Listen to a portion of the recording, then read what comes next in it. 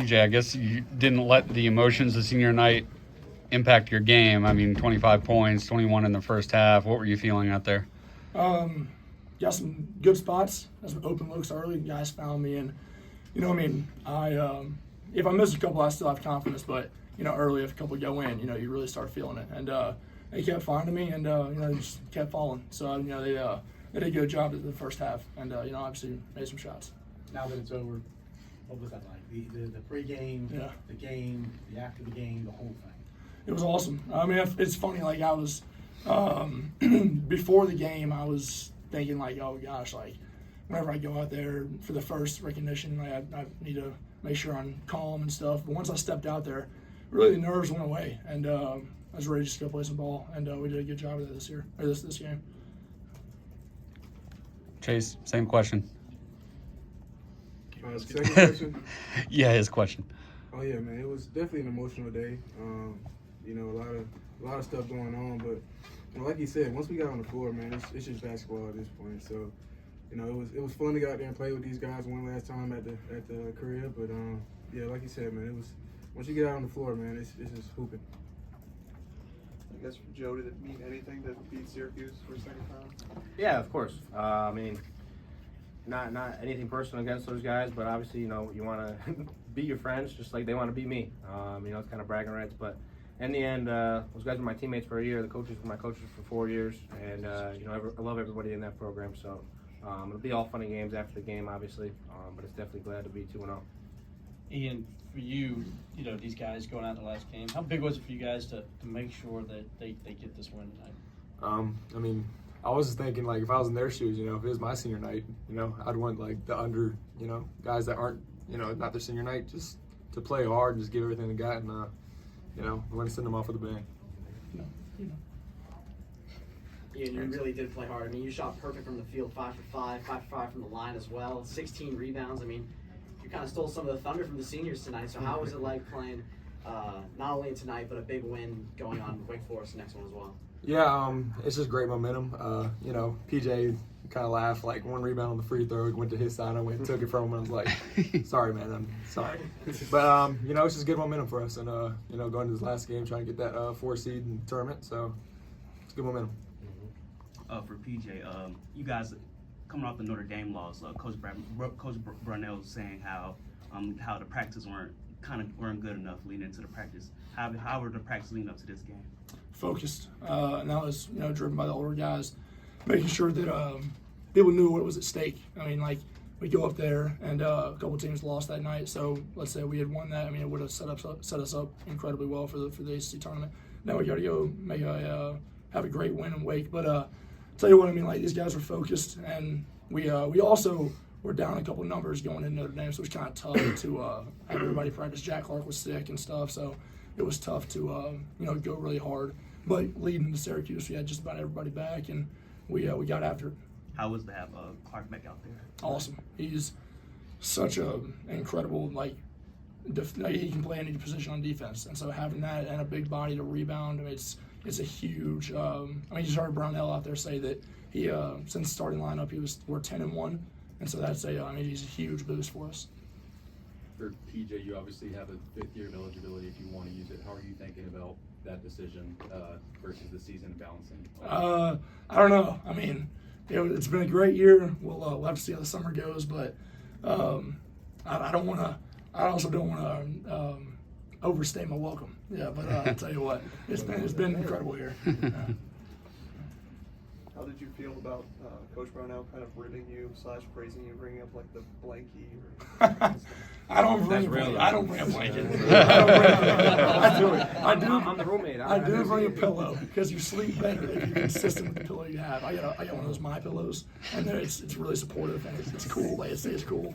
I love it. And so, by the way, if My Pillow wants to do an NIL deal, that'd be great. I love it. But yeah, so I keep that on the road, and and now the car thing was bad. That was bad. Now I have a new car, 400 from Ralph's Toyota. Shout out to them. And my old Impala was on its last wheel, and so that was what I kept locked. Yeah, I locked myself in or out of it while I was running 3 times. One time I left it running for like 6 hours because I couldn't get in there. We had practice. Yeah. But, Hey, Chase, what did it mean for you with your little girl out there on the court before the game? And when you look back now, years from now, how special is that going to be for you? It's going to be really special. You know, I was thinking about that, you know, before the game, you know, walking out there. And the crazy thing about it is she was asleep the whole time. I was surprised. Like, I thought she was going to be crying before the game. But, yeah, but it's definitely special. You know, that's something that I'm going to look back 20 years from now, have these pictures and memories, and she's going to be older and be like, dang, I was at the senior night. Yeah, man, it's a surreal moment for sure. Mm-hmm. Chase, on that same vein, your game has stepped up since her birth. Would you say that's a bit of dad power? Hey, I'll give it to her. Definitely. Hey, when she got here, I did start playing better, so I'll give that to her for sure. This can be for any of you guys. You guys moved the ball really well, maybe the best all season tonight. Was that a focus in practice leading up to this? The biggest focus is not turning the ball over. I mean, the big men at their place, we had half as many turnovers as we did. We probably won by 15. So take care of the ball, and then, well, in the first play I threw it in the stands. But like other than that, after that it was pretty solid. But yeah, I mean the biggest thing was take care of the ball and, you know, strong with it, move it, get them to move around, and yeah, for sure. Kind of put this into perspective now as your Clemson career perhaps comes to an end, and you've got a group of guys that is probably as good as you've been around since you've been here. Just what you've got going forward now, what you've put yourself in position to now do. Yeah, I mean, tell you what, this group is incredible. We can hurt you in so many different ways: inside, outside, shooting, defense, zone, man. I mean, we're extremely versatile and really deep, and so it's a fun group to play with. And I mean, Ian Shefflin, I didn't even realize that he had 16 and 16. It's like their guys just fly under the radar. Jack Clark had like 2 points every night and 9 huge defensive rebounds. Like everybody contributes and everybody plays well, and it's a fun group to play with and a fun group to be around. I mean, we have a lot of fun together. Joe, now that you've had a full season with these guys, what are some of the words you would use to describe your fellow senior group? Just complete. I think that's the best thing. Is like, you know, these guys are complete people, obviously complete players, and they're a complete team. But like kind of Coach Brownell said after that game, you know, I asked him, I kind of wanted to fit in. You know, I wanted to go somewhere I'd fit in, and you know, he and Donlin had bragged about the locker room and how great these guys were, and you know, you kind of hear that everywhere. Obviously, the coach wants to get you to the program, but even on my visit, I just saw how well they, you know, bonded together throughout my visit. And you know how welcoming they were. So I feel like I've been here for 4 or 5 years, and you know these guys have taken me in, and all the credit goes to them, really. PJ, your mom before the game, she was talking about how she had the cutouts of family members, even your dog, who was trying to attend and have that type of support.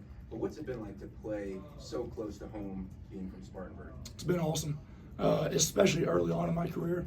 Whenever I wasn't playing as much, you know, like you come in, like Coach Brownell said, you're a pretty highly touted recruit, and you want to come in and you don't necessarily expect to play, but you want to impact the game, you want to help the team, and it's tough. And then ended up getting COVID, and it's frustrating. So having more support from my family that close to home, being able to go back and have moms cooking and all that stuff, it was huge. And then obviously they're here at every home game, and so it's very special to have people right there in your corner. And I mean, I tell you what, I hope that a lot of people can follow my footsteps and staying home, because there's nothing really like it, and being able to impact a program for the long term. And Joe did it at Syracuse. It's special. Joe, I heard time for 1 or 2 more. Joe, I heard Coach Boeheim say during a broadcast say that he felt like you made the right decision to come to Clemson. How much does that mean to you, and how much counsel did he give you in making that decision? No, it was huge, and you know, I think an article just came out. My dad and I talked to him a bunch of times about it, and you know, he's a Hall of Famer, and you know, obviously being in this league for as long as he was, and knowing Coach Brownell for the 14 years Coach Brownell's been here, to have Coach Boeheim okay, you know, it made me feel even more comfortable choosing here, because like I said, he might not seem it, but about 99.9% of the things Coach Boeheim says is usually true or right, and you know, I'm gonna listen to that guy to the day I die. So everything he said came true, and to have his blessing and, you know, have a lot of it come true with, you know, the way the season's gone this year, it's surreal. Chase, PJ, with your time here at Clemson, what's one message you have for the fans as you move on? Shoot, man, I'll say for this season, you know, we got some big things coming. You know, we got a great team. You know, I want our fans to stay with us, and you know, we about to make a big run. It's a great team to do it. For first, and thank you for the support through this season and a few others of the ups and downs and stuff. It's been special to have a lot of support this year. And like you said, we have some big plans coming up in March. And we're excited, and they should be also really excited. So it's going to be fun.